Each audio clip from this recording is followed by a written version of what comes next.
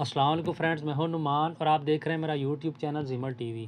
Friends, आज मैं आप लोगों के साथ व्हाट्सएप की बहुत ही अच्छी ट्रिक शेयर करूंगा जिस तरीके से आप अपने आप को मैसेज कर सकते हैं, क्योंकि बाज़ मरतबा आपने कोई लिंक या कोई मैसेज सेव करना होता है तो आपको पता नहीं चलता कि कहाँ पे सेव करूँ, तो आप उसको अपने ही नंबर के ऊपर सेव कर सकते हैं। तो चलें जल्दी से व्हाट्सएप ओपन कर लेते हैं। फ्रेंड्स, व्हाट्सएप ओपन करने के बाद आपने सबसे पहले यहाँ पे आके सर्च इसको क्लिक करना है। इसको क्लिक करने के बाद आपने ये टाइप करना है, YOU।